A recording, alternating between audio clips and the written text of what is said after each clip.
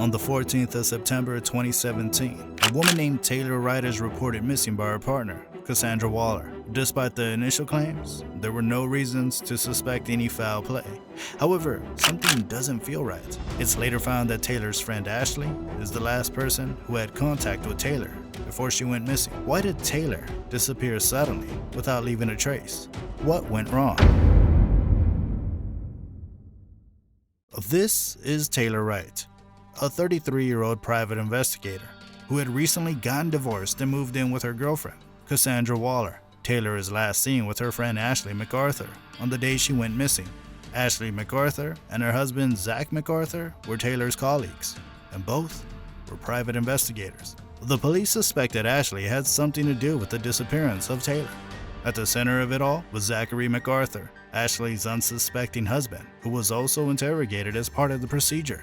The police wanted to determine if Zach was also involved in Taylor's disappearance. Their interrogation starts off with the investigators asking Zach about how he had known Taylor, to which he replies that he and Taylor had worked in PI cases together.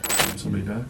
No, I just was coming into jail and I had a guy resisting me. He basically I had him under his arm, he tenses up on me and just kind of turns at me, and then I take him down and had to have some, busted his head and had to have some stitches, and FDLE backed me up. I mean, everybody, but the sheriff just didn't. Jesus, dude. Yeah, that's it, dude. I didn't think they give a shit about that. I had an exemplary career. Nobody ever complained. Just the sheriff had a problem with it. And What's that? Did he have... However, Zach had always been cautious around Taylor. He believed that something was fishy about her. He thought that Taylor was a drug addict and always told her wife that he didn't like her coming to their house. His doubts proved to be true when Ashley told him about Cassandra opening up to her about Taylor's drug problem. Well, this is a pain in the for me, Sure, you know. sure. All of us. Well, I mean, it really is, because like now I'm stuck with all of her stuff at my office, just trying to help her. And of course, the story that I get is a very sob story about how... Due to these speculations, Zach cut all ties with Taylor.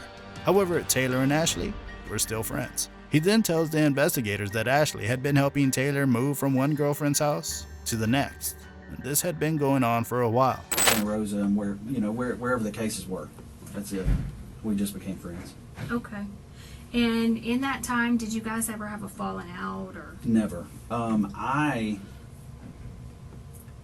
From doing this job for so long, Taylor was not, she just wasn't, like I would just pick up little lies from her.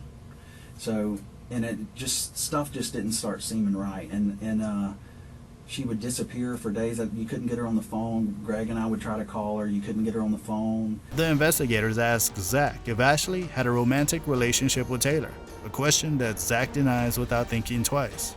He says that his wife was not into women romantically. Ashley and Zach McArthur had an idyllic relationship.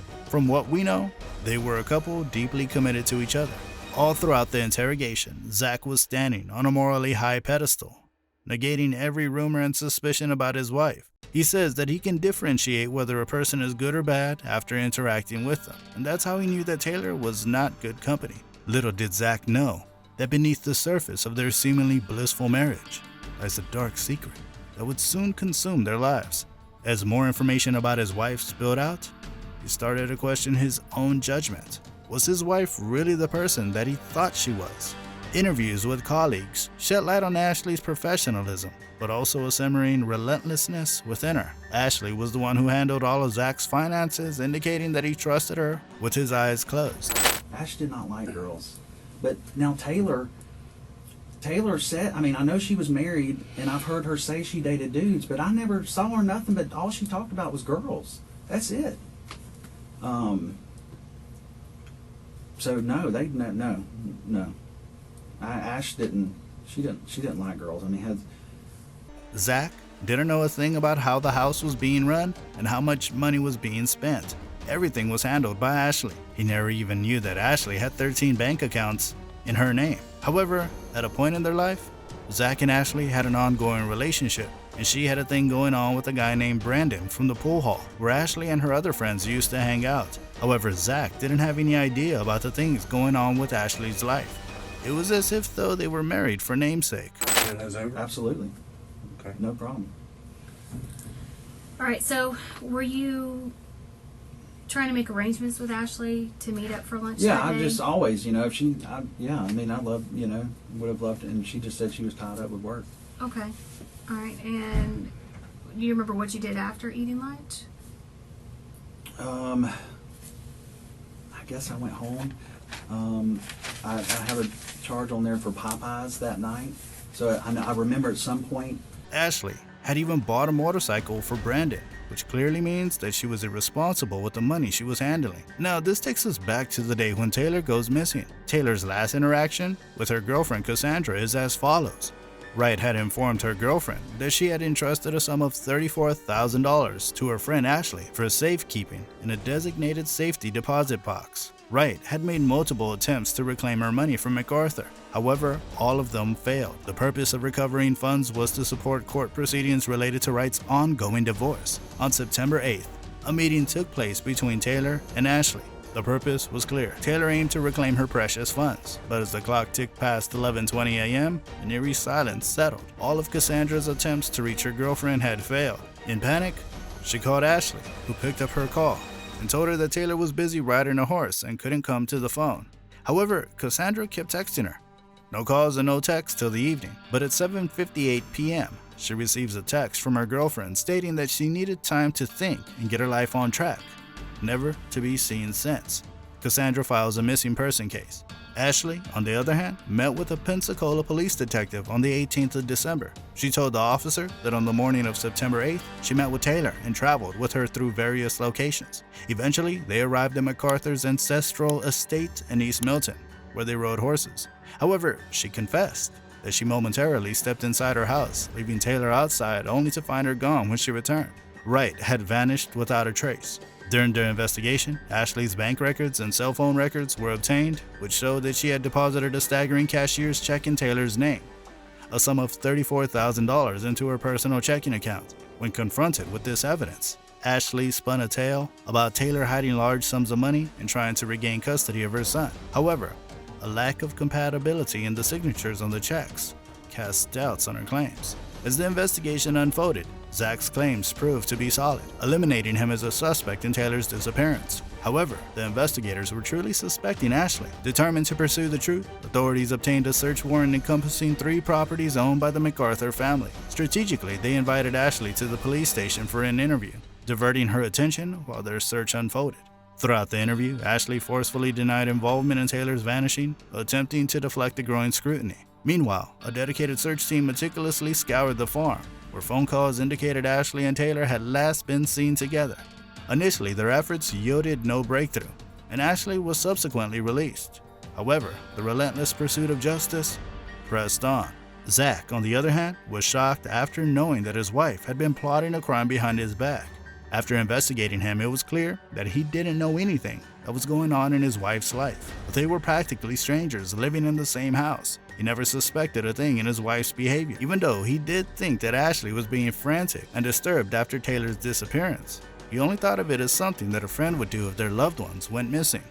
All truths came to light when the investigators, in a wooded area behind the property, stumbled upon a clandestine grave concealed beneath layers of concrete.